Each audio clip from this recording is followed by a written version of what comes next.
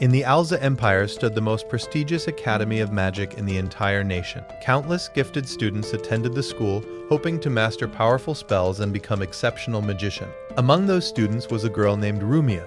One day, while walking through the city, she came across an elderly worker who had accidentally injured himself. Unable to ignore someone in need, she used healing magic to treat his wound. Once the injury disappeared, she politely asked him to keep the incident a secret, since academy students were forbidden from using magic outside school grounds. Not long afterward, Rumia met up with her close friend Sistine, and the two continued toward the academy.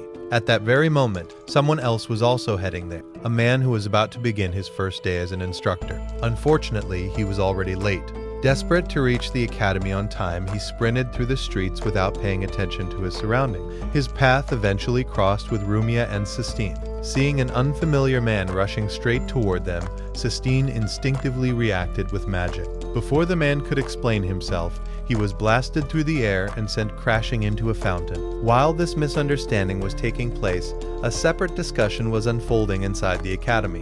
One of the teachers was expressing his dissatisfaction to the principal regarding the newly hired instructor. Nobody seemed to know anything about the man, yet he had somehow secured a teaching position at the most respected magic institution in the empire. Learning that he was already late on his very first day only made the teacher even more skeptical. However, the conversation immediately ended when the principal mentioned a single name: Professor Celica. Since she had personally recommended the new instructor, there was little room left for argument. Meanwhile, Rumia and Sistine apologized to the unfortunate stranger before continuing to class. They believed the incident was over and soon forgot about it. That assumption did not last long. A short time later, the classroom door opened and the new temporary instructor finally arrived. The moment Rumia and Sistine saw his face, they instantly recognized him as the man who had ended up in the fountain earlier. Still, that was not what shocked them the most. After introducing himself, the instructor casually informed the class that they would be studying on their own because he was too tired and planned to spend the lesson sleeping. Naturally, this did not leave a good impression.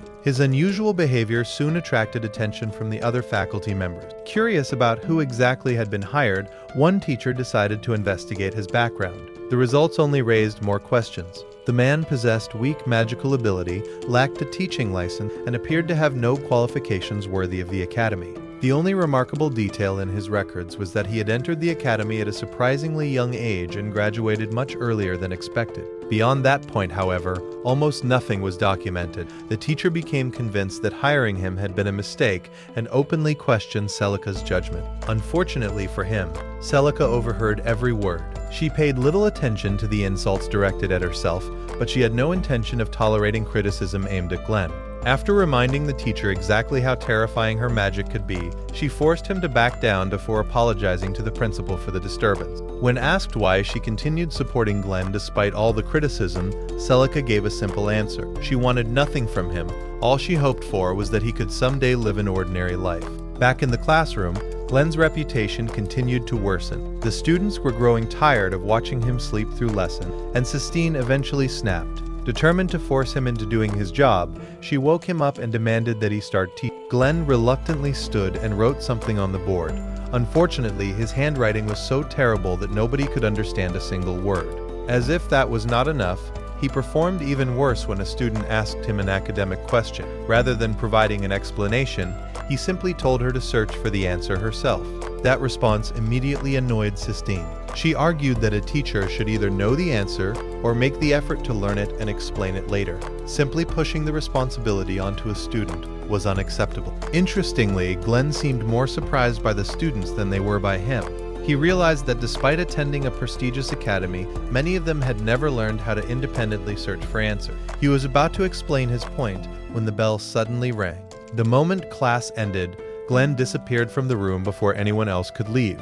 He even abandoned the next lesson he was scheduled to teach. Among all the students, nobody was more frustrated than Sistine. Unlike most of her classmates, she genuinely loved studying. When Rumia asked why she took academics so seriously, Sistine revealed the reason. She had once promised her grandfather that she would someday uncover the secrets of the legendary flying castle. Because of that promise, she dedicated herself completely to learning everything she could about magic. Later, the teacher joined them during lunch, ate with them, and continued irritating Sistine. who became increasingly annoyed. She questioned whether he could even be considered a teacher. At that moment, he remembered a conversation with Celica. She had informed him that he would serve as a temporary instructor, but he had refused, insisting that he was not qualified to be a teacher. Celica responded by saying that if he refused, he would be punished. When he asked what kind of punishment she had in mind, she casually offered several options, including striking him with lightning, setting him on fire, or freezing him solid. The moment punishment was mentioned, he immediately agreed to become a teacher. Unfortunately, Celica's powerful fire magic ended up setting the house, the forest, and practically everything around her on fire. The story then returns to the teacher, whose name is Glenn. In every class he entered, he made the students study by themselves while he slept. Unable to tolerate it any longer, Sistine finally exploded in anger. She proudly declared that her family was highly influential and that her father could use his authority to have Glenn expelled from the academy. To her surprise, Glenn became delighted after hearing that. He encouraged her to speak with her father because he had never wanted to teach at the academy in the first place and had only accepted the position against it. His response only made Sistine even angrier. She threw her glove at him and challenged him to a duel. Rumia desperately tried to convince her to apologize and withdraw the challenge, but she failed. The winner would have the right to demand anything from the loser. Filled with determination, Sistine declared that she would one day become the head of her family and would never allow someone like Glenn to ruin the value of the magic they studied. Her words reminded Glenn of someone from his past, causing him to accept the challenge. The students were stunned. None of them had ever heard of a student challenging a teacher to a duel. The entire class went outside, and Glenn announced that he would make things fair by limiting himself to a single spell, Shock. The spell released an electric current capable of paralyzing an opponent. Sistine immediately attacked him with a paralysis spell. Glenn remained standing in place as the spell struck him. Before he could counterattack, she launched another spell. She was faster every time and completely overwhelmed him. As a result, Glenn lost the duel and appeared incredibly weak in front of all the students, who were shocked by how powerless. After winning, Sistine demanded that he fulfill the promise they had agreed upon. However, Glenn simply ran away and claimed that he had never promised her anything. The following day, the same problems continued. Glenn still refused to teach properly. The same student who had asked him a question before approached him with another one. Before Glenn could respond, Sistine interrupted and told the girl that she was asking the wrong person because he knew nothing about the greatness of magic. According to her, there was no way he could help, so she offered to explain anything the student wanted to know. Glenn then asked her what exactly made magic so great. Sistine explained that magic allowed people to understand the world and interact with it. Glenn responded by saying that there was little benefit in knowing everything about the world. If magic could heal people, then medicine could heal people as well. Engineering and agriculture also helped society. In his opinion, magic was completely useless. He argued that science could help people far more effectively, and that the only thing magic truly excelled at was killing. A sword could kill one person, but magic could kill 10 people at once. The students were horrified when they heard him describe magic as a tool for killing. Sistine was equally shocked and found herself unable to respond. Finally, after becoming fed up with his words, she slapped him across the face, burst into tears, declared that she hated him, and ran away. Later, Glenn went up to the rooftop and reflected on what he had said to hurt her. While there, he noticed Rumia creating a magic circle. He approached her and asked what she was doing. Rumia explained that she was learning how to create magic circles. However, every time she completed one, it failed to activate. While watching Rumia struggle with her magic circle, Glenn noticed a small mistake in her work. Instead of redrawing everything, he simply added a bit of mercury to the circle and told her to give it another try. To Rumia's surprise, the circle activated immediately. The successful result filled her with excitement, and seeing her reaction brought back memories Glenn had not thought about in years. It reminded him of the first time he successfully created a magic circle as a child. As they continued walking together, Rumia thanked him for his help. Their conversation eventually shifted toward magic itself. Glenn openly admitted that he disliked it, which naturally caught Rumia off guard. Curious, she asked what he had been doing before becoming a teacher. Glenn explained that before arriving at the academy, he had been living quietly alongside Celica. After answering her question, he asked one of his own. He wanted to know why she worked so hard and why magic meant so much to her. Rumia revealed that her goal was not simply to become stronger. She wanted to understand magic so she could use it to help others. More importantly, she hoped to repay a debt she could never forget. 3 years earlier, after being expelled from an orphanage, she had fallen into the hands of dangerous criminals. At the time, she believed her life was over, but just before they could kill her, someone appeared and rescued her. That experience completely changed her life. Ever since then, she had dedicated herself to becoming the kind of person who could save others the same way she had once been saved. She also hoped that one day she would meet her savior again and finally thank him for pulling her out of despair. Eventually, they reached her house. Before saying goodbye, Rumia asked Glenn for a favor. She wanted him to apologize to Sistine. According to her, magic was the last remaining connection Sistine had to her late grandfather, which was why she took it so seriously. The following day, Glenn did exactly that. To the surprise of everyone in the classroom, he publicly apologized to Sistine for the things he had said.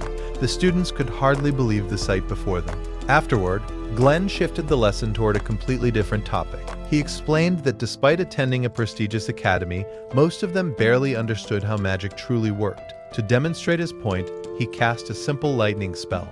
The students were confused at first because Glenn began altering the spell's chant.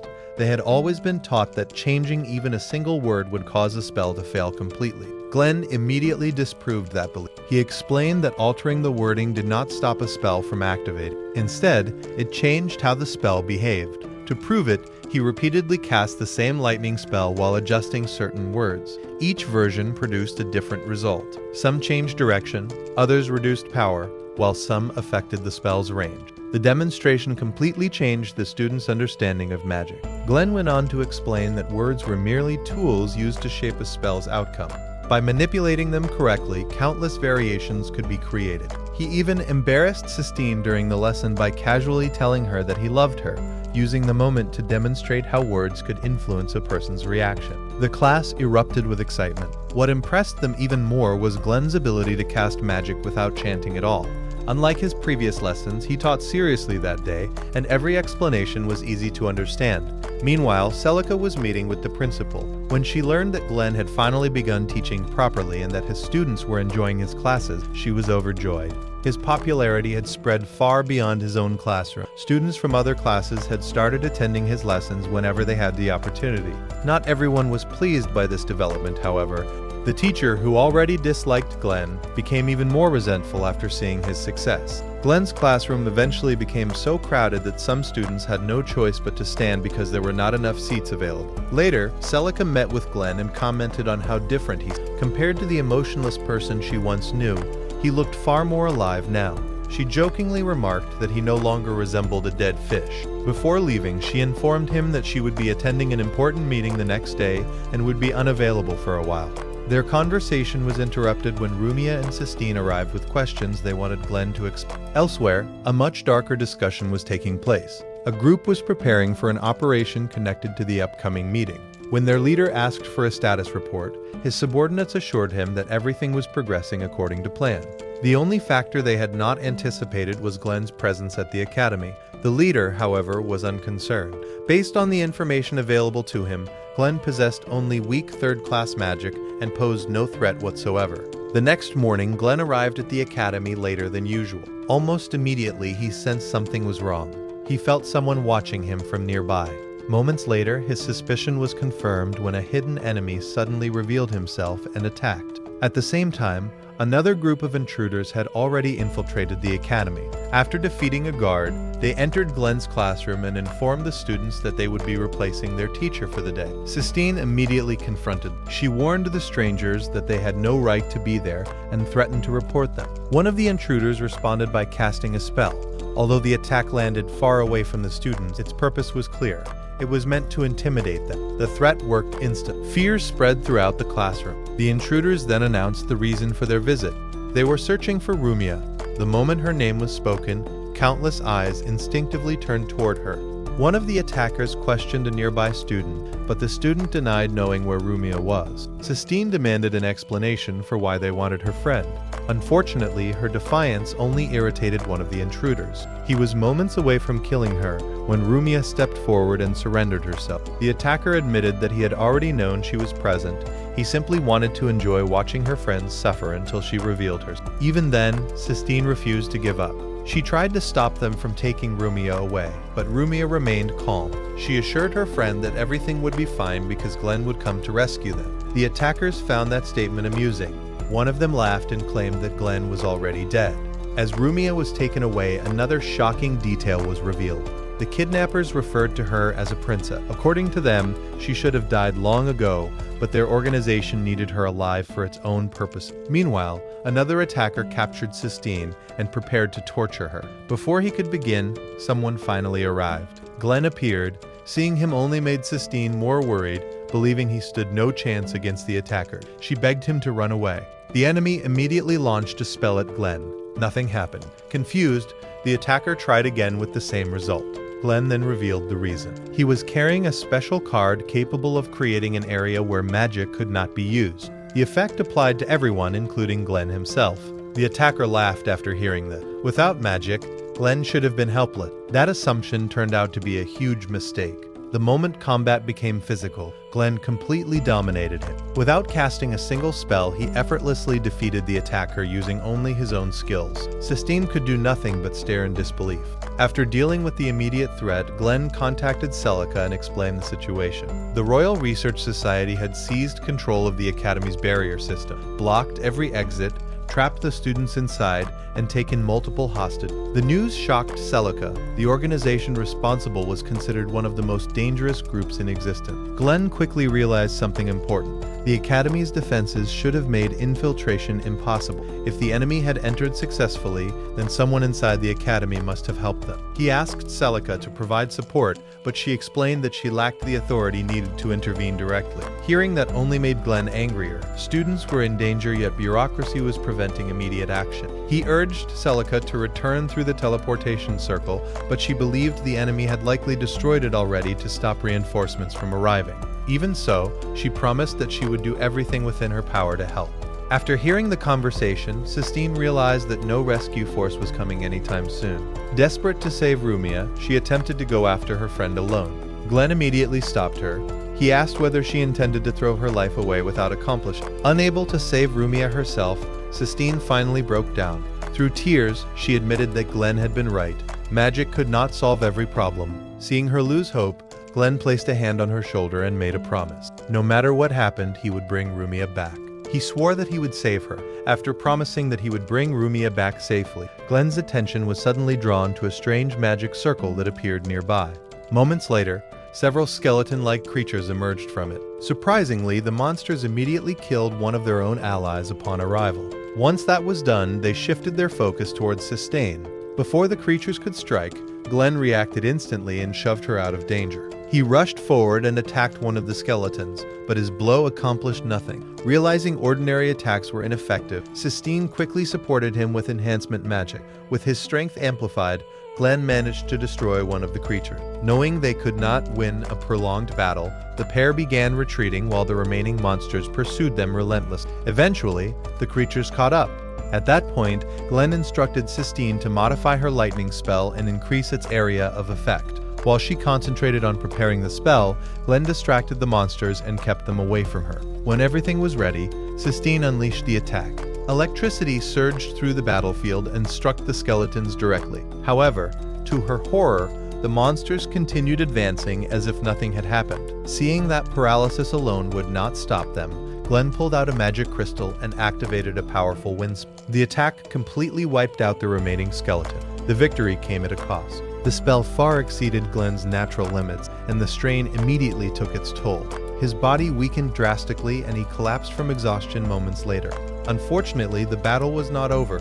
Before they could continue moving, another member of the enemy organization appeared. Several floating swords hovered around him, each one controlled through magic. Glenn immediately asked Sistine whether she still had enough magical power left to interfere with the enemy's abilities. Her answer was not encouraging. After everything that had happened, she was nearly out of mana.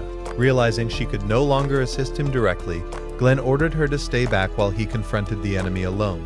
The swordsman seemed completely confident. According to him, Glenn's anti-magic card only worked on spells that had not yet been activated. Since his floating swords were already active, the card would be completely useless. The fight began immediately. Although Glenn managed to avoid most of the attacks, one of the swords slipped through his defenses and stabbed into his back, leaving him seriously wounded. Even so, he continued fighting. Rather than rushing blindly, Glenn patiently observed the timing of his opponent's abilities. Eventually, he noticed a brief opening between activation. Using that knowledge, he pretended to cast a spell. The enemy took the bait. Believing Glenn was about to attack, the The swordsman activated his countermeasure exactly as Glenn expected. That single mistake created the opening Glenn had been waiting for. Without hesitation, he launched a powerful attack. Although the swordsman managed to defend himself, he was shocked by how dangerous Glenn actually was. The battle continued, and once again the floating swords rushed toward Glenn. This time, however, Glenn intentionally allowed them to strike him. The reason became clear a second later. Sistine suddenly appeared and disabled the magic controlling the weapon. The floating swords instantly lost their power and dropped. Glenn seized the opportunity. Grabbing one of the fallen swords, he drove it straight into his opponent and ended the fight. As his life faded away, the dying man finally recognized Glenn's true identity. To his horror, he realized he was facing the infamous Mage Killer, a legendary figure feared even by their organization. With the enemy defeated, Glenn thanked Sistine for her assistance and prepared to continue searching for Rumia. Unfortunately, the blood loss from his injuries had already become severe. Before he could take another step, his body gave out and he collapsed. Sistine desperately attempted to heal him, but her efforts were unsuccessful. While unconscious, Glenn found himself reliving memories from his past. As a child, he had dreamed of becoming a hero who protected. Instead, fate had led him down a far darker path, forcing him to take countless lives. When he eventually opened his eyes again, he discovered that Sistine had remained by his side the entire time.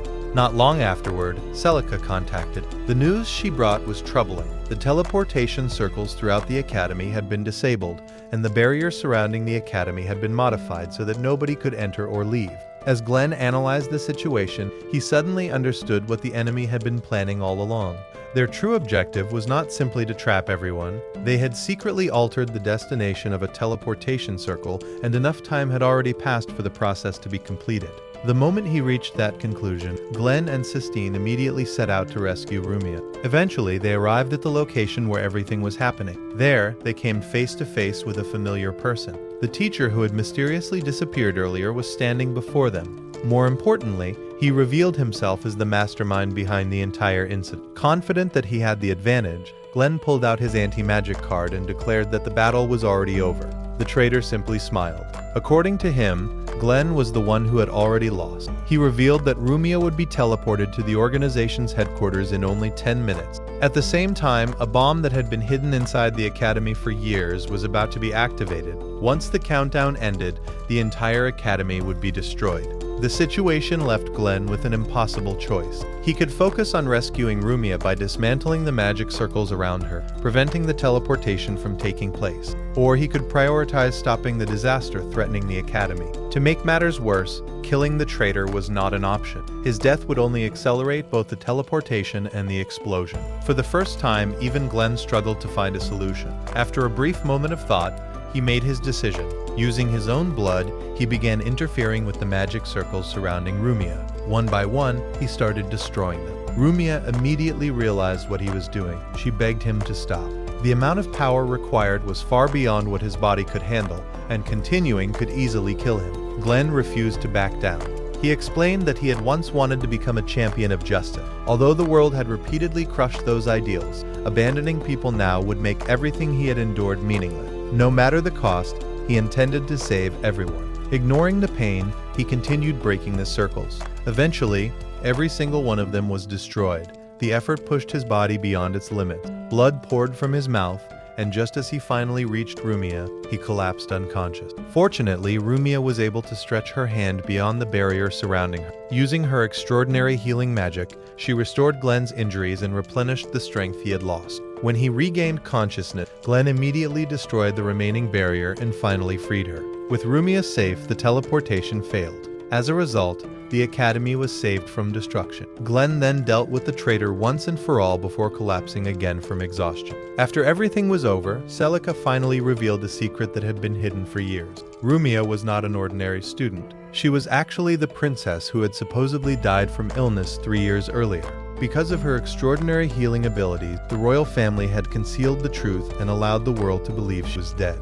Only a handful of people, including Celica and the principal, knew her real identity. Following the incident, life at the academy slowly returned to normal. Rumia and Sistine once again approached Glenn, asking him to continue teaching them. Curious about his decision to remain an instructor, Celica questioned why he was still interested in the job despite hating it when he first arrived. Glenn's answer was simple. He wanted to see what kind of future the girls would create with their own hands. Elsewhere, Queen Alicia had already made preparations to visit the academy. She summoned Zelos, commander of the Imperial Guards, and informed him that she intended to personally see Princess Rumia. Zelos immediately pledged to protect her throughout the journey. At the same time, he advised the queen to keep the visit secret since very few people were aware that the princess was still alive. As she prepared for the trip, Alicia quietly reflected on the past. 3 years had passed since Rumia disappeared from her life. Part of her feared that the princess might resent her. Even so, the queen found comfort in knowing that Rumia was alive, safe, and finally able to live like a normal girl. Back at the academy, a new challenge was approaching. Sistine and Rumia were attempting to recruit participants for a competition scheduled for the following week. Unfortunately, nobody seemed interested. Many students lacked confidence and feared embarrassing themselves, especially because Queen Alicia would be attending the event. The thought of failing in front of royalty was enough to discourage nearly everyone. As the girls struggled to convince their classmates, Glenn happened to overhear the conversation. Without showing the slightest concern, he confidently declared that the problem was already solved. Not only would he help them win, but he would also convince every student to participate. True to his word, Glenn began assigning students to different events based on their strengths. One girl immediately complained after being placed in a non-combat category because she wanted to compete in battle. Glenn calmly explained that she lacked talent in direct combat, but possessed exceptional skill when it came to interpreting ancient languages. Because of that, she would perform far better in magical code deciphering. After hearing his explanation, the girl quickly changed her mind. The same thing happened with the other students. By carefully identifying each person's talents and assigning them accordingly, Glenn gradually convinced everyone that they had a role to play in the upcoming competition. With the magic competition approaching, Glenn spent countless hours creating customized training plans for every student in his class. Each strategy was designed around the student's individual strengths and weaknesses. Of course, Glenn's dedication was not entirely selfless. There was a large cash prize waiting for the winning class, and he desperately needed the money. Hoping to secure some financial assistance beforehand, Glenn first approached the principal. Unfortunately, his request was immediately rejected. Celica was no more helpful and refused to lend him anything either. The only encouraging news came when the principal informed him that victory in the competition would come with a substantial reward. Not everyone agreed with Glenn's approach, however. One student pointed out that the academy traditionally selected only its most talented students to participate in the competition each year. To Glenn, this was completely new information. Until that moment, he had assumed that every student was expected. Oddly enough, he found the idea appealing and almost considered following the academy's usual method. Sistine quickly opposed the suggestion. She argued that limiting participation to elite students defeated the entire purpose of the event. Every student deserved the opportunity to compete, gain experience, and grow stronger. As preparations continued throughout the academy, students from every class began intensive training.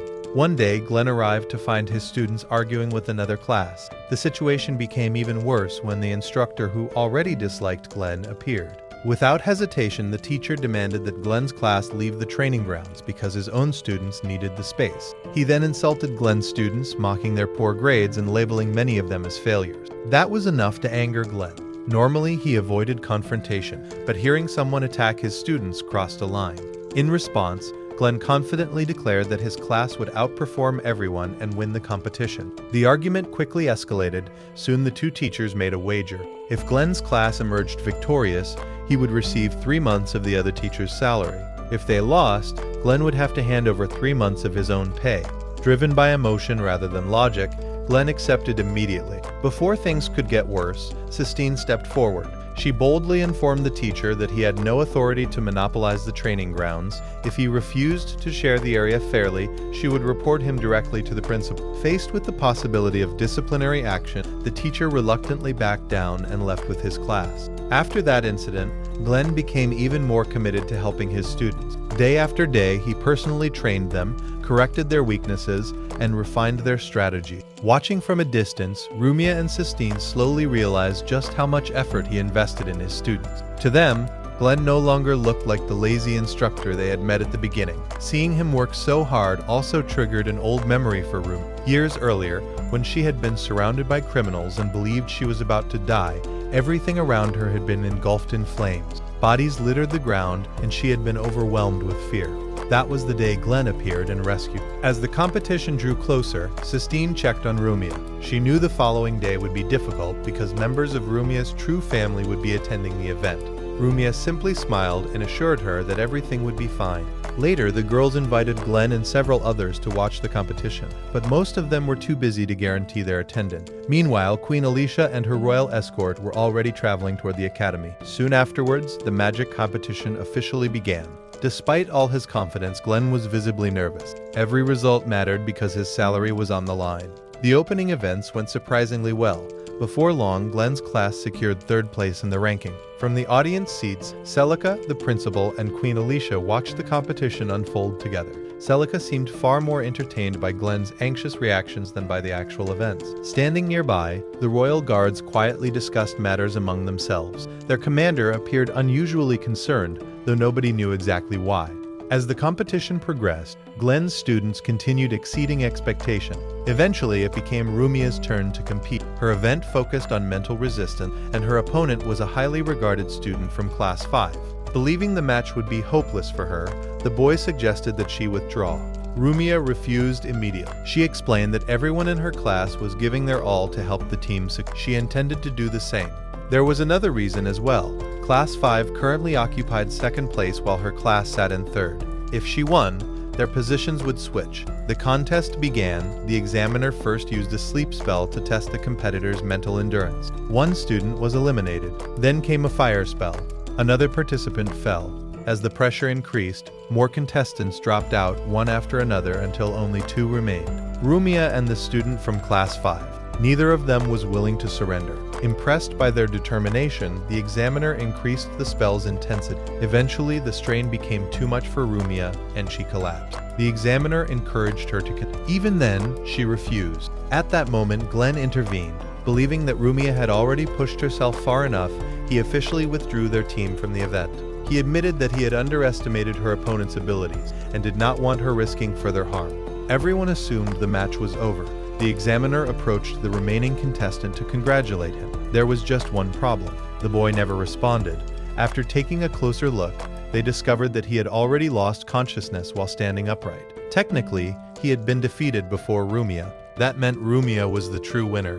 The announcement delighted Queen Alicia. Watching Rumia celebrate with her classmates filled her with happiness because it allowed her to see the princess enjoying a normal life. Unbeknownst to everyone else, 2 suspicious individuals were secretly observing the scene from afar.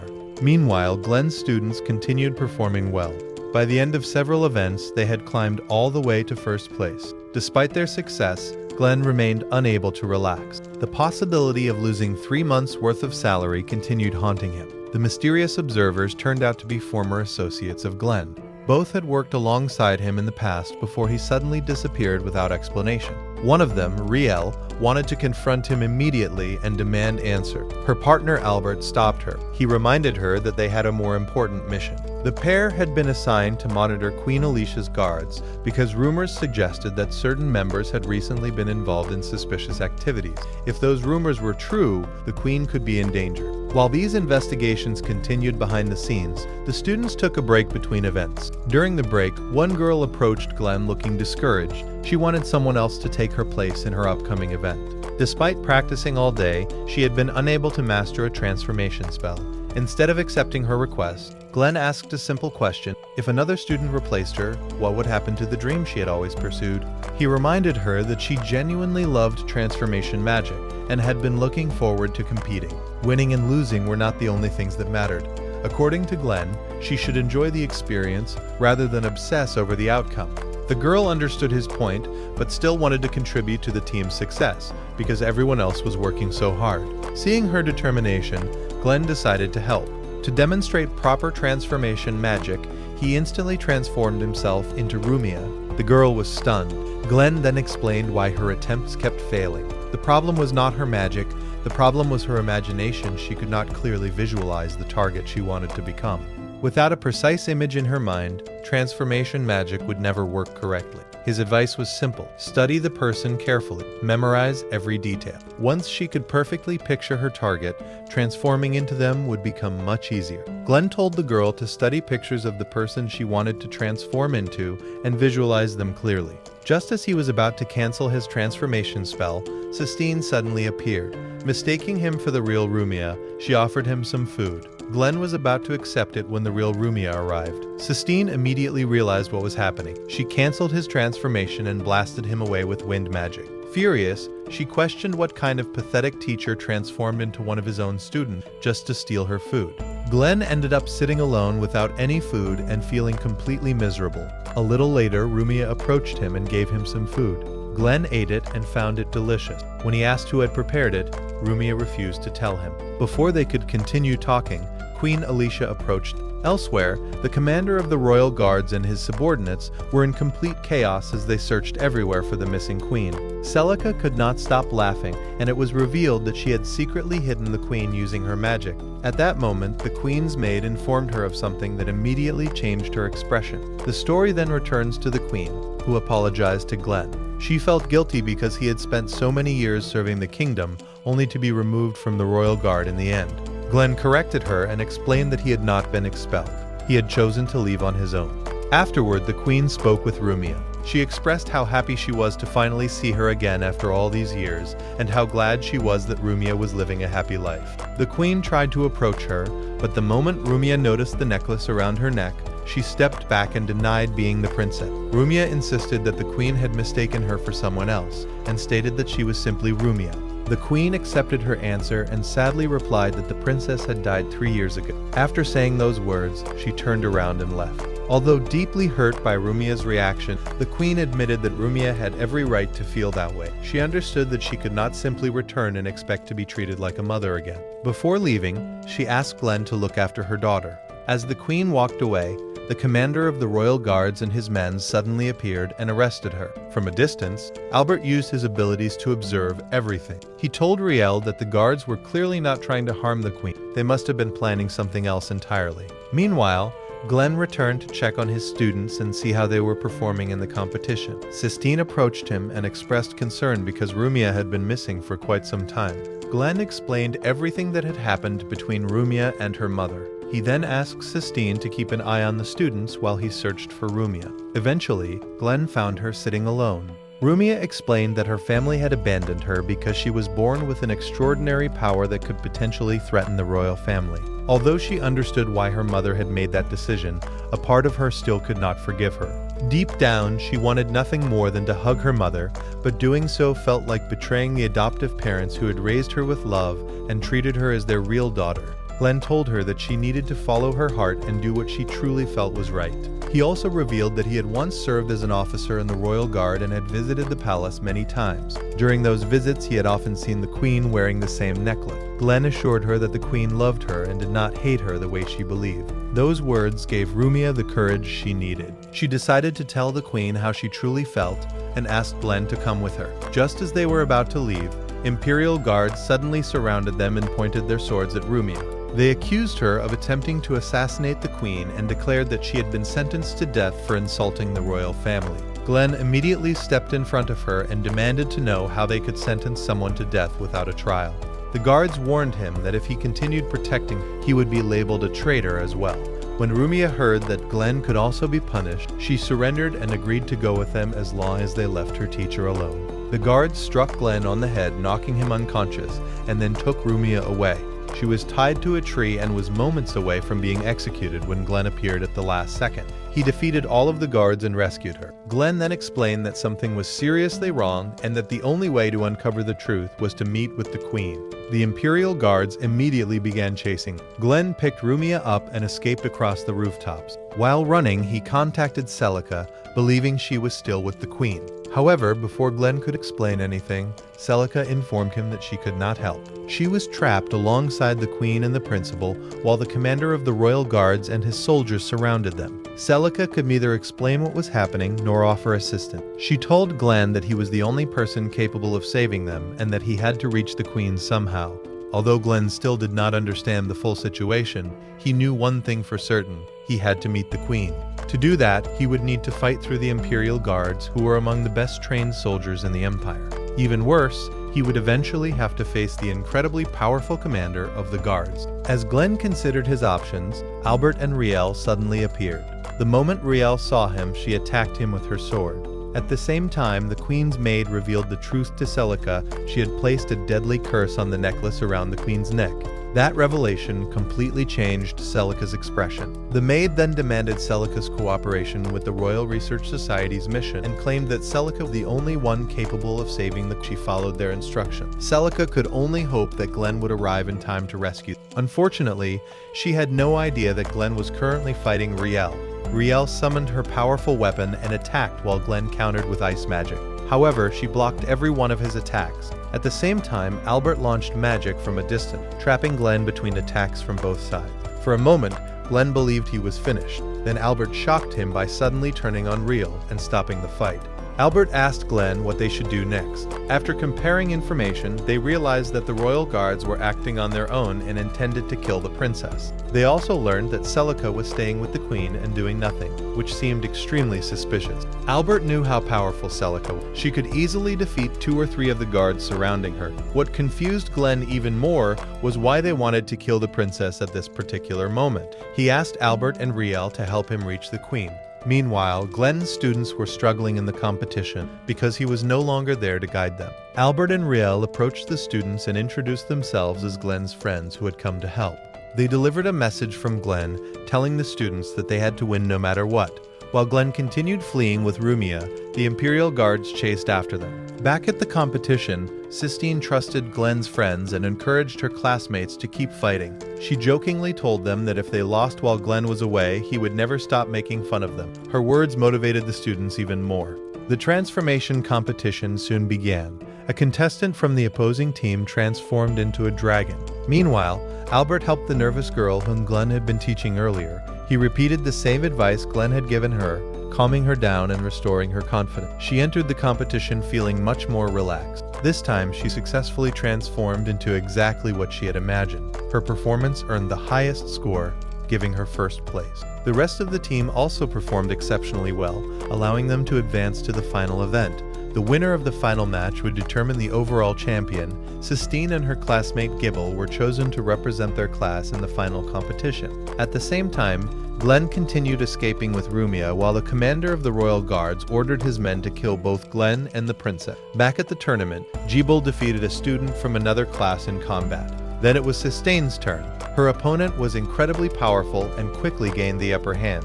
At first, Sistine was completely overwhelmed. Then she remembered Albert's words that Glenn was counting on it. Drawing upon all of her strength, she launched a powerful attack and finally defeated her opponent. Sistine unleashed a powerful wind magic attack that sent her opponent flying and secured first place for their team. Meanwhile, the soldiers finally caught up to Glenn and Rumia. Soon after, the award ceremony began. The winners were supposed to receive their medals from the princess herself. Albert and Riel stepped forward to receive the awards. The queen was shocked when she saw them, but everyone was even more surprised when Albert and Riel suddenly transformed into Glenn and Rumia. The commander of the royal guards could not believe his eyes. It turned out that Glenn and Rumia had switched places with Albert and Riel while the soldiers were busy chasing. The commander immediately ordered his men to attack, but Celica created a powerful barrier that kept the soldiers away. Glenn then informed the queen that the commander had been abusing her authority, pursuing an innocent girl and trying to kill her. He explained that he had protected Rumia and managed to keep her safe.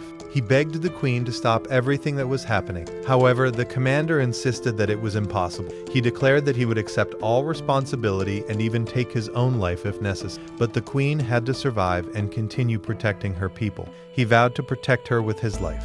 The commander then asked the queen to give the order. To everyone's shock, the queen ordered him to kill Rumia. She even claimed that she wished Rumia had never been born and that she would hate her forever. Hearing those words completely broke Rumia's heart.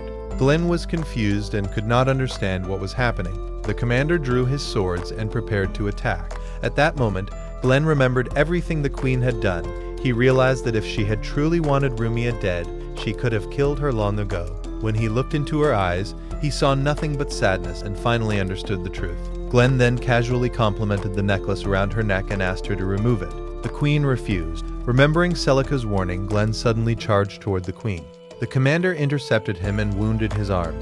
He was about to kill Glenn when the queen threw away the necklet. The commander's attention shifted for a moment, giving Glenn the opening he needed. The curse hidden inside the necklace activated and exploded. Glenn quickly realized the truth. The curse on the necklace would have killed the queen if she had tried to remove it herself, or if she had revealed how to break the curse. There was also a time limit. Once it expired, the queen would die. The only way to break the curse was for Rumia to die. Using his anti-magic ability, Glenn destroyed the curse, saved the queen, and prevented her death. After the necklace was destroyed, Glenn begged the queen to stop lying because of the curse and finally speak from her heart. The queen immediately ran to Rumia and embraced her. She apologized for hurting her once again and expressed how grateful she was that Rumia had not been harmed. Rumia hugged her back and burst into tears. For the first time, she truly accepted her as her mother. Realizing that she had become emotional, the queen quickly stepped away so nobody would discover that Rumia was actually the princess who had supposedly died 3 years ago. Once again, Glenn had saved the academy from disaster. Meanwhile, the queen's maid was secretly leaving the area while Albert and Riel watched her from a distance. They cornered her and were about to capture her when a mage from the Royal Research Society appeared and helped her escape using magic before Riel could attack. Later, Albert and Riel reported everything to Glenn. They warned him that there were undoubtedly more members of the organization hiding inside the royal palace and told him to be careful. After delivering the information, they left. Soon afterward, Rumia approached Glenn and happily told him that she had reconciled with her mother. She had finally told her everything she had been feeling and was incredibly happy. At the same time, the queen shared the same story with Celica and thanked her for making it possible for her to finally express her true feelings to her daughter. The queen asked Celica to remain by Rumia's side and protect her from any future danger. However, Celica had complete faith in Glenn. She believed that as long as Rumia was with him, nothing would happen to her. Rumia later asked Glenn how he had known that her mother was lying when she claimed that she did not love her. Glenn explained that while the queen was fleeing from the soldiers, she constantly begged him to save Rumia and protect her, and that was exactly what he had done. Hearing this reminded Rumia of Glenn's promise that he would always stay by her side and protect her. The two then returned to the rest of the class and found the students celebrating wildly. However, Glenn became depressed when he discovered how much money they had spent on food and drinks. His salary, his reward money, and even the 3 months' salary he had won from the other teacher had all been spent on the celebration. The next day, Glenn and Sistine spent the entire night training in close combat. Glenn had promised to give her special one-on-one training. Sistine had assumed that the training would focus on combat magic and new spells. Instead, Glenn explained that learning close combat would sharpen her senses and allow her to fight effectively anywhere and at any time. Once she mastered close combat, he planned to teach her military magic. He told her that she would need to work hard and learn everything she could if she truly wanted to protect Rumia. Sistine was nervous about military magic, but Glenn reassured her and promised to help her whenever she needed it. After finishing their training, they returned to the academy. Glenn looked completely exhausted from lack of sleep. While he was talking with Rumia and Sistine, Riel suddenly appeared and attacked him with her sword. When Glenn demanded to know why she was attacking him, Riel confidently explained that she was greeting him. Apparently, Albert had told her that whenever she met Glenn, she should attack him with a sword as a greeting. Riel was now wearing the academy uniform because she had become a transfer student. The Empire had assigned her to serve as Rumia's personal bodyguard and protect her from anyone who wanted to kill her. Riel thanked her for protecting. Glenn quickly warned Riel not to tell anyone about her mission or the fact that she was a soldier. Unfortunately, the moment she introduced herself to the class, she revealed absolutely everything, including that she was a soldier in the Imperial Army. Glenn immediately stopped her before she could say anything else. The students quickly grew fond of her. When they asked about her relationship with Glenn, she openly declared that he meant everything to her and that she intended to spend the rest of her life with him. Later, the class participated in a magic exercise. Sistine successfully destroyed the target with her spell. Then it was Riel's turn. She repeatedly attacked the target with magic but failed to hit it every single time. Curious, Glenn approached her and asked what the problem was. "Dear Gold, what is the contention of a piece of 10? Desert 10 million is the same. The same day are the first page to describe it by many other commentators who have seen the number of content and the fakest ends and the many species of content." Riel then asked whether any kind of spell was allowed for destroying the target. When Glenn answered yes, she immediately summoned her sword and threw it at the target. The sword completely destroyed it. Both Glenn and the students were stunned. After witnessing her strength, most of the students became intimidated and avoided her. Only Rumia and Sistine continued talking. The two girls invited her to eat with them, and the three of them shared a meal together. They also encouraged the other students to speak with her, helping her make new friends. Glenn quietly watched everything from a distance. Later, he spoke with Celica and admitted that he found it strange that the military had assigned Riel to protect Rumia. Riel often behaved in unusual ways and struggled to interact with people. Still, Glenn believed that attending the academy would be a good opportunity for her to learn how to communicate and build relationships. The following day, the class went on a field trip to visit a research laboratory within the kingdom. When they arrived, they found Albert disguised as a merchant selling items to the students. Glenn immediately pulled the students away and pointed out that if Albert was there, then Riel was probably being used as bait. As it turned out, Glenn was right. Albert was actually serving as Rumia's real bodyguard. He warned Glenn to keep an eye on Riel because she was extremely dangerous and could unintentionally cause problems for everyone. Later, the class boarded a boat and traveled across the sea. Glenn suffered from severe seasickness and spent most of the trip feeling dizzy. After arriving, the students went swimming in the ocean, played games, and enjoyed themselves. Riel gradually joined the girls and began experiencing what it meant to have fun. She had never gone out with friends or played with other girls before. After everyone finished playing, Riel approached Glenn and asked why he had suddenly left them in the past. Glenn admitted that he regretted leaving the military. Riel confessed that she did not know how to live without him. However, Glenn told her that she was wrong. He explained that she could live a normal life, attend the academy, laugh and enjoy herself like everyone else. Riel rejected that idea completely. She only wanted to stay by his side and protect him. Glenn wanted her to live the ordinary life that her brother had once wished for her, but she refused to listen. The conversation turned into an argument. Riel demanded to know what was wrong with wanting to stay with him and protect him. She blamed Rumia and Sistine for taking him away from her and angrily declared that she hated all of them. After saying that, she walked away. Elsewhere, a man was conducting experiments on a human corpse. He set the body on fire and stated that the experiment was progressing exactly as planned. At the same time, another man met with a witch and informed her that everything was ready for them to carry out their plan to achieve their goals. Meanwhile, Glenn led the entire class into a forest. They walked for a long time until everyone became exhausted. Sistine checked on Rumia, and the girls noticed that Riel was following behind them. They asked where she had been because they had been worried when they woke up and discovered she was gone. Riel ignored them completely. A moment later, she accidentally walked into a tree trunk and fell to the ground. When the girls rushed over to help her, Riel became furious and shouted at them in front of everyone. She told them to stay away from her, never come near her again, and declared that she hated both of them. Afterwards, she walked away. Sistine and Rumia felt hurt by her words and wondered if they had done something wrong. Glenn reassured them that Riel was not angry with them. She was simply confused and stressed because of something he had told her the day before. Eventually, the class arrived at the research facility and took some time to rest. Although they were worried about Riel and wanted to talk to her, they decided to give her some space until she calmed down. Soon after, the students attended a lesson about a field that combined chemistry and white magic.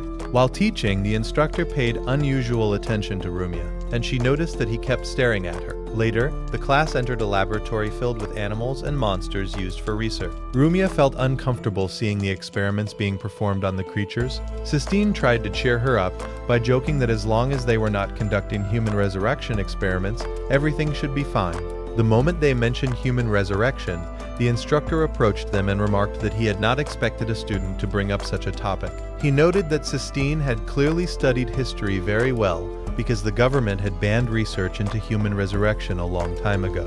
It had become a subject that almost nobody discussed anymore. Sistine explained that they had learned in class that such a thing was impossible. The instructor agreed and stated that all stories about successful resurrection were myths. According to him, magic had never achieved anything like that. He added that researchers only had a theoretical chemical method that had never been successfully tested. The government had banned further experimentation because it was considered unethical. Glenn joined the conversation and reassured Rumia that the entire project had been cancelled. He told her that the rumors were false and that nobody could actually accomplish such a feat. Even so, Rumia remained worried. Sistine tried to comfort her, but Rumia became irritated and pushed her away again. Glenn also attempted to talk to her, but she refused to listen and ran off to cry alone by the sea. Glenn then spoke with the girls and reminded them that Riel was still emotionally immature. He asked them not to hate her because of her behavior. Afterward, he went to search for her. Meanwhile, while Riel was sitting alone and crying, she suddenly saw her brother who had supposedly died years ago. From a distance, Albert was observing the situation. The moment he saw what was happening, he understood everything. Someone was trying to manipulate Riel by exploiting her emotional weakness. Albert noticed a magic circle surrounding the area. Soon, the witch from the Royal Research Society appeared. Albert immediately attacked her with magic, but she avoided the strike. He accused her of planning to use the princess for whatever scheme the organization was preparing. Albert then launched a fire spell. The witch responded with the exact same magic. The resulting explosion engulfed both of them in flames. Albert protected himself with magic, but the witch remained standing inside the fire. Part of her body was burned, yet she showed little concern. She then summoned a large number of corpses and ordered them to attack him. Albert used lightning magic to destroy every zombie around him. When the witch casually healed her injuries, Albert realized that she was no ordinary mage. She was incredibly dangerous, not only to them but to the entire kingdom. In his mind, she had to be eliminated immediately. Elsewhere, Sistine and Rumia continued worrying about Riel and tried to understand why she had been acting so strangely. They remembered how kind she had been while playing with them earlier. Eventually, they decided to leave her alone in her room and went out to buy some. Back with Riel, she remained shocked by the appearance of her supposedly dead brother. He tried to convince her that he had never actually died. According to him, when the organization attacked 3 years ago, she had been so terrified that she fled before noticing that he was still breathing. He claimed that she had escaped while he had been left behind. Riel immediately asked how she could help him escape. Her brother explained that the organization had offered him a chance. If he could deliver Rumia to them so they could use her in their research, they would set him free. The biggest obstacle standing in their way was Glenn. He asked Riel to help him complete the mission. Confused and overwhelmed, Riel remembered all the memories she had shared with Glenn, Rumia, and the others. At that moment, Glenn arrived. Riel's supposed brother stepped back while Glenn positioned himself in front of her. Glenn immediately declared that he should have expected something like this from a worthless organization such as the Royal Research Society. He pulled out the anti-magic card that prevented magic from being used in the surrounding area. Glenn focused on the enemy and prepared to attack with lightning magic. However, before he could react, Riel took advantage of the distraction. She drew her sword and stabbed Glenn through the back. Glenn collapsed to the ground and began bleeding heavily. With tears in her eyes, Riel thanked him for everything he had done for her. She then declared that from now on she would live together with her brother. At that same moment, Albert used his abilities and witnessed Glenn lying on the ground, covered in blood and bleeding from multiple wounds. The witch watched the entire scene unfold. The witch used an explosion spell to distract Albert and escaped after successfully completing the first stage of her plan, which was the assassination of Glenn. Later, Sistine returned to the house and heard a loud noise coming from Rumia's room. When she entered, she found Rumia lying on the floor, bleeding heavily. Riel was standing nearby with her sword in hand. The sight terrified Sistine. She immediately thought that Rumia had been killed. Riel quickly explained that she had not killed Rumia. When Sistine asked about Glenn and mentioned that he had gone looking for Riel, Riel coldly revealed that she had killed him. She also admitted that she had joined the Royal Research Society and was now their ally. Riel declared that she was taking Rumia with her. Sistine desperately tried to stop her and warned her not to move any closer. As she stood there, memories of all the moments she had shared with Rumia flashed through her mind. In the end, however, she could not bring herself to attack Riel. Riel escaped with Rumia, while Sistine stood frozen in fear. A short time later, Albert appeared carrying Glenn's unconscious body. He placed him on a bed and begged Sistine to help save him. Sistine completely broke down and began crying. Unable to think, Albert harshly told her that if she continued crying without doing anything, she would be responsible for Glenn's death.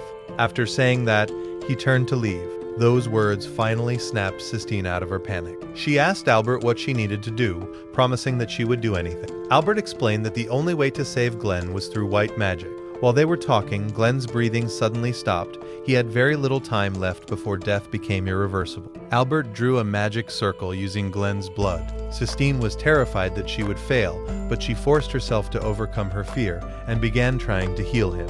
At the same time, Rumia was hanging from the ceiling, restrained by chains. Riel's brother appeared before her, and moments later Riel joined him. Rumia was shocked to see her and immediately asked about Glenn. Riel's brother calmly replied that Glenn would never appear again because Riel had killed him. Naturally, Rumia refused to believe him. She turned to Riel for confirmation. Riel's answer shocked her even more. She admitted that she really had killed Glenn. According to her, if she had not done it, she would never have understood her own purpose. Rumia then remembered the day she had nearly died and how Glenn had appeared and saved her. Meanwhile, Glenn regained consciousness despite his severe injury. He thanked Albert for saving him. Albert immediately corrected him and said that if Glenn wanted to thank anyone, he should thank Sistine. Without her white magic, Glenn would never have woken up. Albert revealed that Sistine possessed an enormous amount of magical power. After learning about the current situation, Glenn discovered that Riel had joined the enemy and had even attempted to kill him. He became furious. He was even angrier when he learned that Albert had already suspected the Royal Research Society was planning something. After investigating, they discovered large amounts of money being secretly transferred to the Academy. Further investigation revealed strong connections between the Academy principal and the Royal Research Society. Glenn grabbed Albert and demanded to know why he had not tried harder to stop them from using Rumia for their experiment. He regretted not learning about this information before meeting the principal and before allowing the students to go on the trip. In his anger, Glenn cursed both the Academy leadership and the military commanders involved. Albert was also frustrated. They both understood that the situation had reached a point where they could no longer show mercy to anyone involved. Even if Riel stood in their way, they might be forced to deal with her. However, Glenn immediately rejected that idea. He insisted that he would talk to Riel, explain everything calmly, and convince her to return. Albert responded with a painful truth. He asked Glenn how he expected to convince her after the sudden appearance of her brother. The moment she saw him, she obeyed everything he said, even to the point of attacking the person she loved most. Despite that, Glenn refused to give up on her. He reminded Albert that he had been responsible for Riel ever since he saved her 2 years ago. Even if he had to fight her, he intended to bring her back. Albert then revealed another harsh truth. He blamed Glenn for everything that had happened. According to Albert, Glenn had abandoned them when they needed him most, and disappeared without saying a word. That abandonment was one of the main reasons Riel had eventually betrayed them. Albert concluded that Glenn was not qualified to save her. Those words only made Glenn angry. Even so, he admitted that Albert was right. However, Riel was now his student, and as her teacher, he believed it was his responsibility to save her. Eventually, Glenn convinced Albert. Albert then punched him hard and declared that with that punch, he would finally put the past behind them. He handed Glenn a gun and told him that rescuing the princess must remain their highest priority. As for Riel, Albert would handle her himself. If he got the chance to kill her, he would do it. Before leaving, Glenn thanked Sistine for saving his life. After they departed, Sistine woke up and quietly cried alone. Meanwhile, back at the enemy base, the Academy instructor began conducting experiments on Rumia. Because she was a true-born mage, she possessed the final ingredient needed for the resurrection project. Standing beside him were the witch and Riel's brother. They praised the instructor, calling him a genius. He had successfully gathered all 3 essential elements and had even created a magical energy amplifier. The instructor then began ranting about the imperial family. He claimed that they were more evil than the organization itself and that the nation they ruled deserved to be destroyed. With that, he began the experiment. Rumia screamed in pain as the process started. Riel stood at a distance, watching everything with growing concern. Her brother approached her and tried to calm her down. Nearby, the witch noticed something unusual. She discovered a tracking device hidden on Riel's body. At that same moment, Glenn and Albert were already following the signal and knew exactly where the enemy was hiding. Using surveillance equipment, they discovered that the organization was operating within the underground sewer system. Rumia became overjoyed when she saw that Glenn was still alive. The instructor, however, became nervous the moment he saw them approaching. To stop them from interfering with his experiments, he summoned a monster to block their path.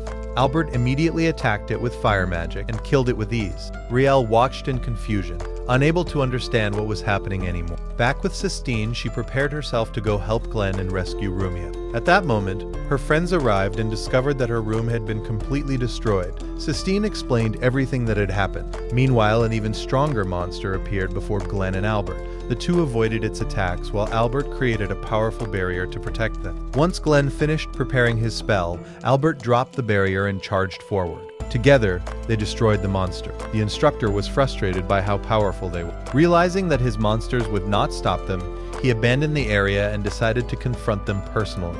Before he left, the witch secretly cast a small spell on him. She then approached Riel's brother and explained that the next stage of their plan depended entirely on Riel. The instructor stepped in front of Albert and Glenn and transformed into a gigantic monster. Albert immediately told Glenn to leave the monster to him. He promised to kill it and told Glenn to move ahead while he handled the fight. Albert attacked first, forcing the monster to focus entirely on him. Glenn trusted him and continued forward. Meanwhile, Riel's supposed brother told her that her friends were coming and that she needed to get rid of them for his sake. A short time later, Glenn arrived. Rumia was relieved to see him and told him how worried she had been, even though she was the one trapped in a much worse situation. Glenn pointed at Riel's brother and accused him of dragging his student into his evil scheme. Just as he was about to attack, Riel stepped in front of her brother and summoned her sword. Glenn tried to reason with her. He explained that her brother had died 2 years ago. However, Riel refused to listen. She attacked him repeatedly while Glenn avoided every strike without fighting back. Rumia also tried to reach her.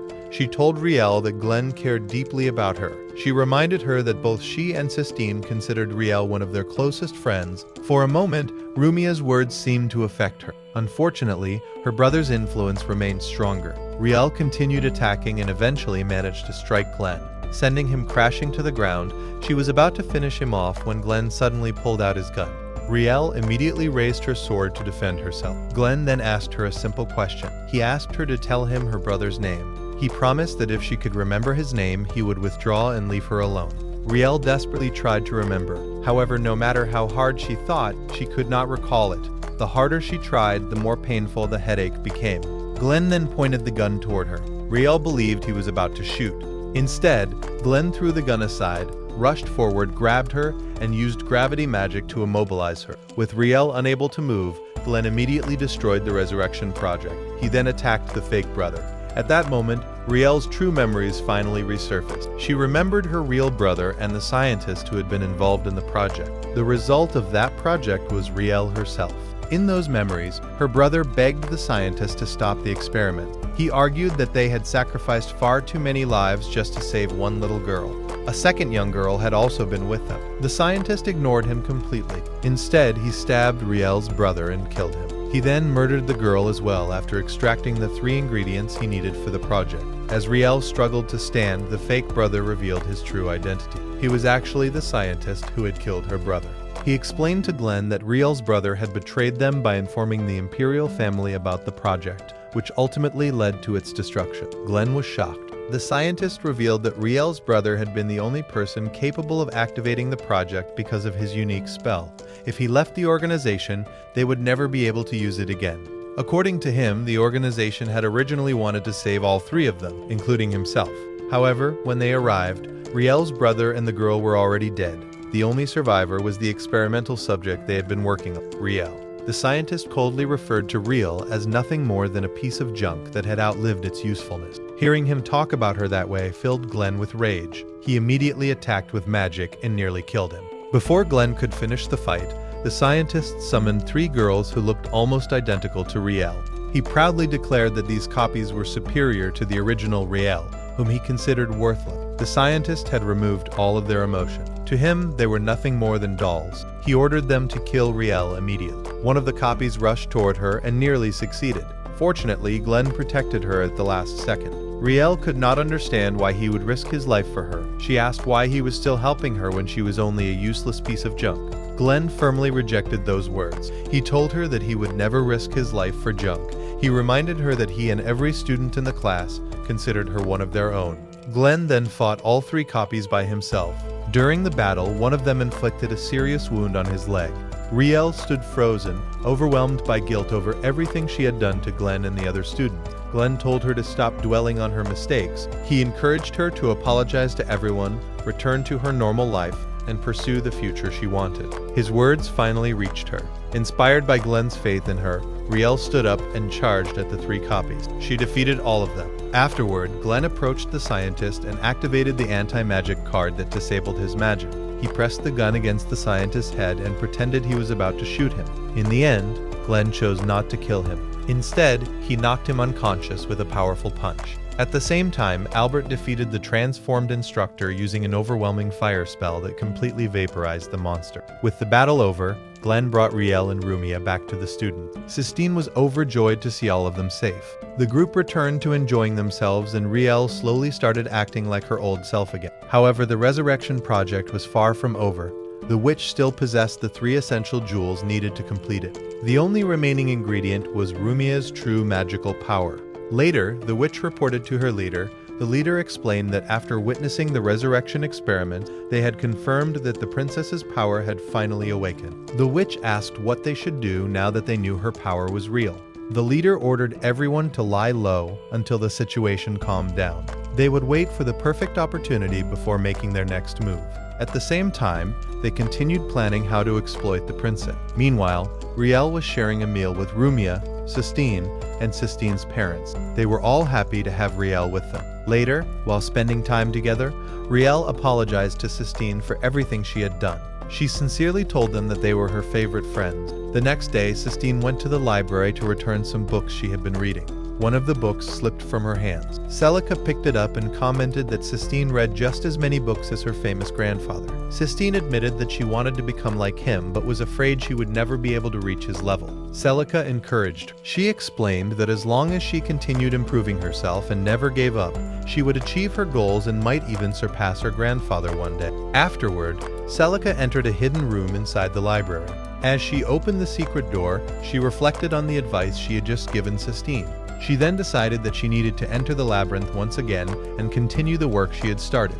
Later, Glenn met Sistine in the library and thanked her for saving his life.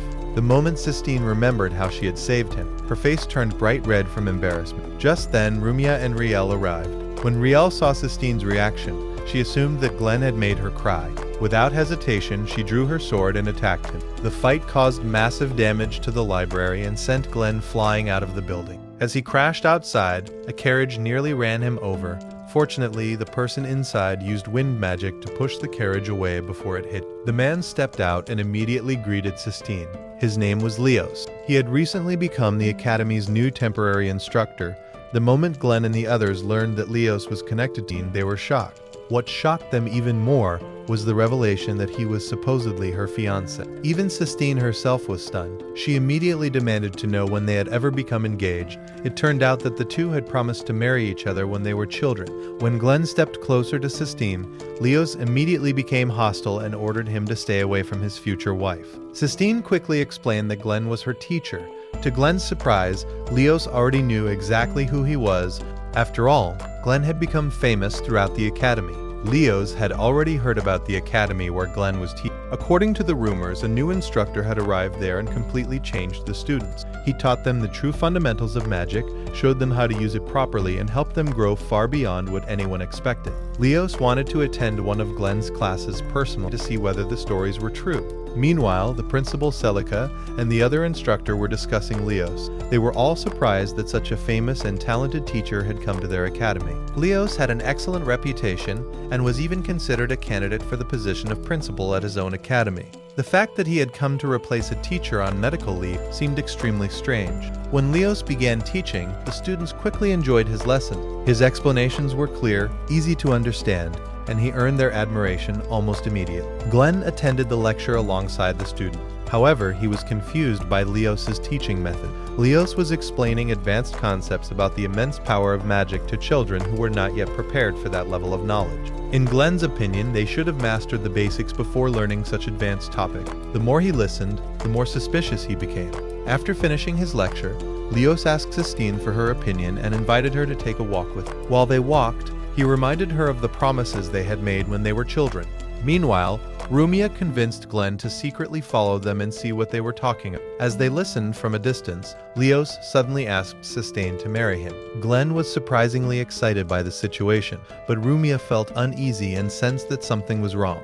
Sistine shocked Leos by rejecting his proposal. She explained that she had promised her grandfather that she would one day discover the Sky Castle. To fulfill that dream, she needed to continue studying magic and expand her knowledge. Leos laughed at her dream and mocked it. He claimed that the search for ancient magical ruins was nothing more than a fantasy. According to him, nobody had ever succeeded in finding them, which meant it was impossible. He even criticized her grandfather, saying that if he had not wasted his entire life chasing such foolish ideas, he could have achieved something truly meaningful. Leos then told her that he did not want her to waste her life the same way.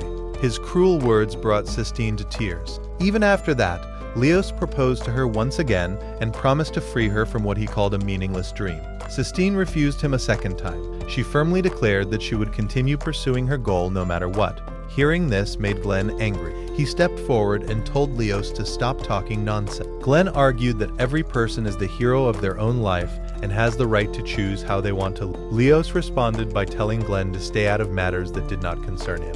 At that moment, Sistine shocked everyone. She declared that Glenn had every right to interfere because the discussion involved him. Then she claimed that she and Glenn loved each other and had already promised to marry one another. Because of that, she could never marry Leos. Glenn immediately realized that Sistine was only trying to escape the situation. Even so, he decided to play along and pretended that they were actually a couple. Leos refused to give up. He vowed that he would make Sistine marry him instead. He also warned Glenn that making an enemy of him would be a terrible mistake. Glenn became irritated and challenged Leos to a duel. Leos accepted immediately. The two agreed to arrange the time and location later. Afterward, Glenn jokingly remarked that marrying a wealthy girl like Sistine would allow him to live comfortably without ever having to work again. The comment made Sistine furious. She blasted him away with wind magic. Later, Glenn informed the students about the upcoming duel with Leos. He explained that he would be giving them special training because the duel would determine which teacher was better at helping students grow stronger in magic. As a result, the students became involved in the rivalry between the two instructors. Not long afterward, Albert approached Glenn. He asked whether Glenn had completely lost his mind. Albert pointed out that Glenn was challenging another man over a girl who did not even love him. Glenn casually replied that his real goal was simply to marry a rich woman and avoid working forever. Albert ignored the joke and revealed why he had wanted to meet him. A dangerous drug known as angel dust had appeared in their city. Glenn was shocked by the news. He remembered the previous incident involving the substance and had believed it was completely destroyed. The drug consumed the bodies of its victims and eventually transformed them into something resembling living corpses. Albert warned Glenn to stay away from the investigation. He knew Glenn would inevitably involve himself if he learned about it. As they remembered the past, both men became saddened by the death of Sarah, who had sacrificed her life to destroy the drug. Albert revealed that Glenn often saw Sarah reflected in Sistine. That was one of the reasons he had chosen to remain a teacher. Glenn quietly walked away, remembering Sarah. He recalled promising her that he would always stay by her side and protect her. Elsewhere, Leos met with a mysterious individual. He reported that everything had happened exactly as predicted. Glenn had challenged him to a duel just as expected. Leos then asked the stranger for permission to play a little game with Glenn. It became clear that they were planning something sinister. The following day, the duel finally began.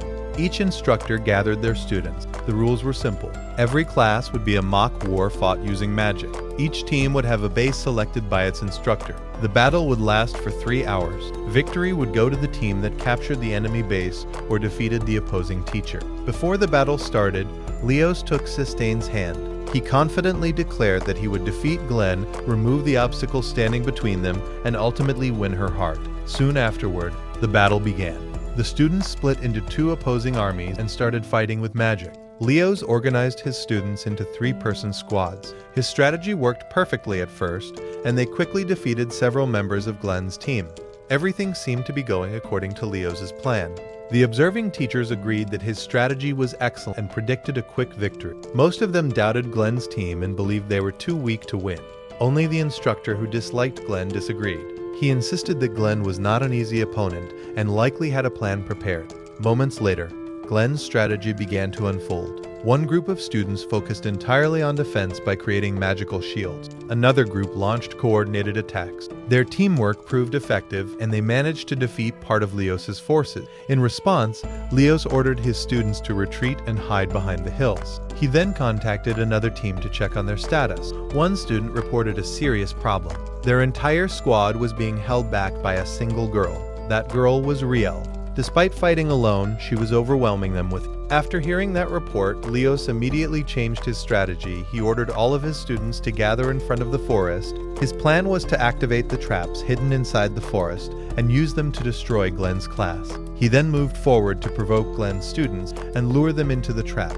Leos deliberately provoked Glenn's students, hoping they would chase after him. His plan worked perfectly. The students pursued him and ended up falling into the traps that Leos had prepared for Glenn's team. Confident in his success, Leos pointed out that Glenn's students were now trapped. Meanwhile, Sistine defeated the remaining opponents and forced them to retreat.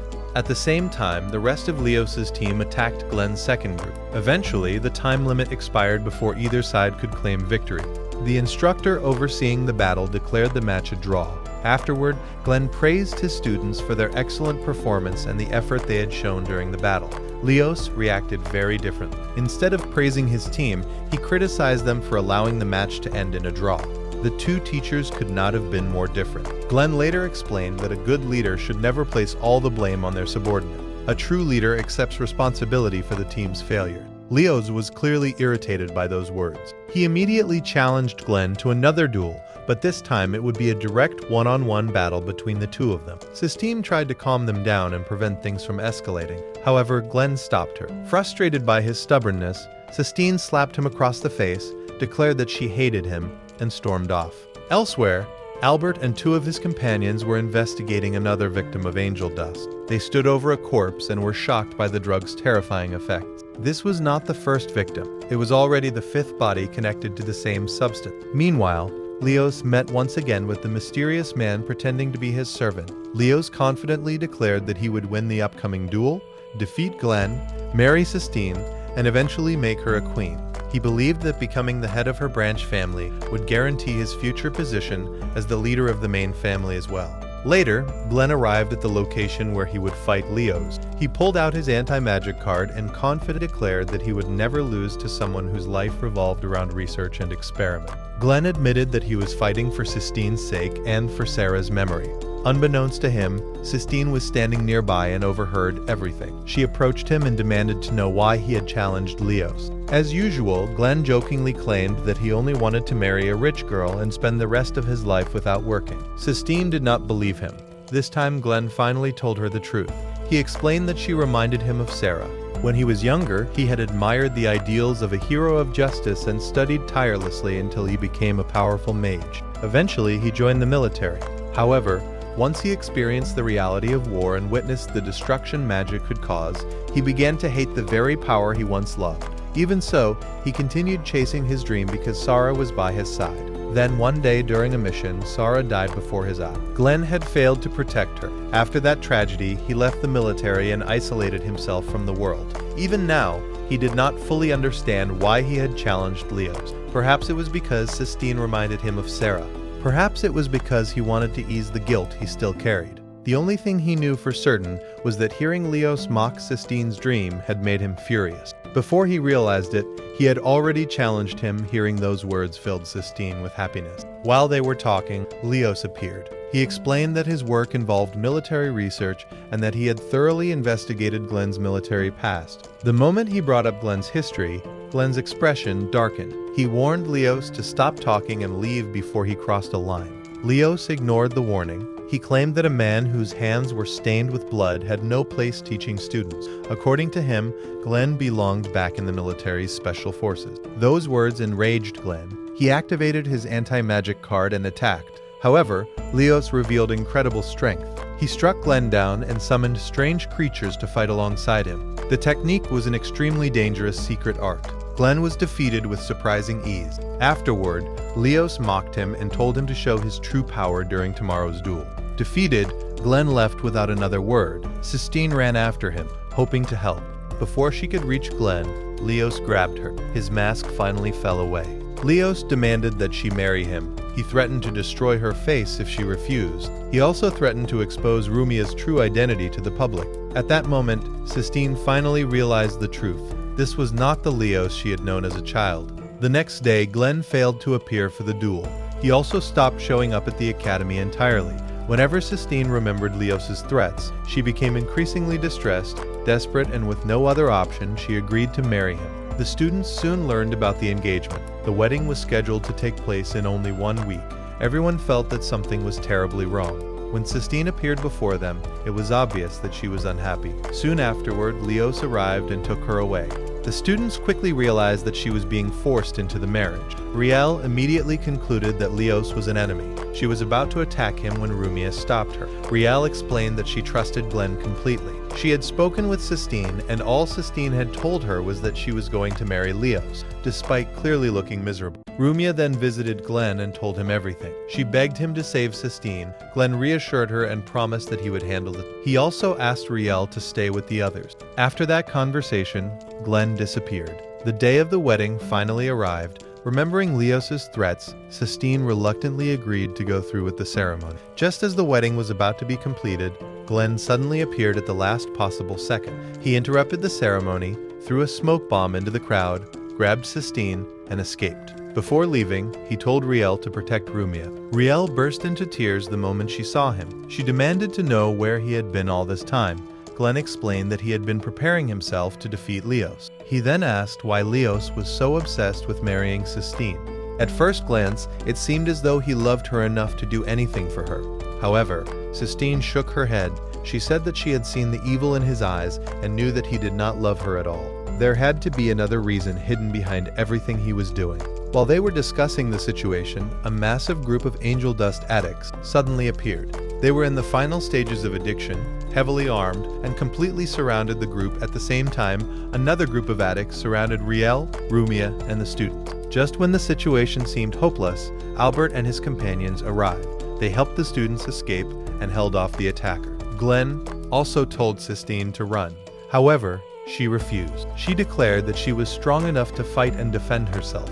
When the addicts charged at them, Sistine froze in fear and could not move. Glenn immediately rushed forward and fought off several of the addicts. He grabbed Sistine and escaped while protecting her from the attacker. As he ran, memories from the past resurfaced. Years ago, he had been trapped in a similar situation with Sarah.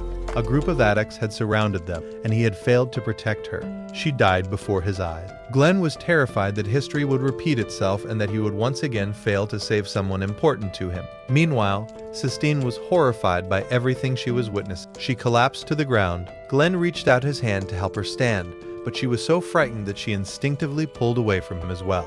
At that moment, Leos appeared and calmly watched the scene unfold. His true identity was finally revealed. He was actually a former military executioner. When questioned about the real Leos, it was revealed that the original Leos had died shortly after being given angel dust. Realizing how dangerous the situation had become, Glenn told Sistine to run away. The fake Leos then revealed his true goal.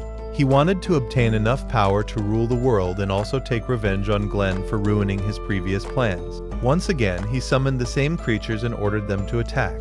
This time, however, Glenn destroyed them all with his gun. The enemy simply summoned more creatures. Whenever Glenn destroyed them, more took their place. Leos attacked with magic, knives, and countless other weapons. None of Glenn's attacks seemed capable of affecting. Eventually, the creatures surrounded Glenn and inflicted serious wounds on his arm. He collapsed to the ground. Leos was about to kill him when Sistine suddenly appeared. She attacked with magic, saved Glenn, and stood between him and the enemy. Sistine told Glenn that she had come to bring him back. She did not want him to leave her, Rumia, or the rest of the students behind. Her words reached Glenn's heart and helped him regain his resolve. The two immediately began fighting together. Glenn wanted to defeat the enemy and return Sistine safely to her friends. However, Sistine refused to leave alone. She declared that they would all return together. Working side by side, the two launched a coordinated attack.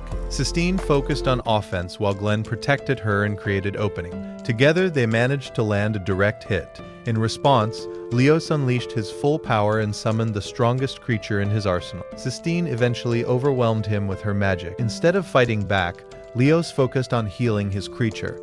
Taking advantage of the distraction, Glenn attacked and blasted him away. Even after being defeated, Leos laughed at them. He claimed that Glenn had only won because of Sistine. He also revealed that she had exhausted nearly all of her magical power. The moment Glenn heard that, he ignored Leos and rushed to Sistine's side. Leos took advantage of the distraction and escaped. Before leaving, he declared that the kingdom itself had to be destroyed because it had been built on corruption and evil from the very beginning. Glenn carried Sistine back to safety. The rest of the class soon arrived and were overjoyed to see that both of them were alive. Later, Glenn met with Albert and explained everything that had happened. Together, they discussed the enemy's search for the world's true power. At the same time, the witch was standing before a mysterious door. She wanted to open it but was unable to do so. After the incident, Glenn returned to his normal life as a teacher at the academy. While walking through the academy grounds, he met Celica. She informed him that she would soon resume her exploration of the labyrinth and would be gone for a long time. The academy and the students would be left in their care. Soon afterward, the students called out to Glenn. He looked toward them and briefly remembered Sarah. This time, however, he smiled. Glenn returned to teaching his class. In the end, not every teacher reveals their true strength from the beginning.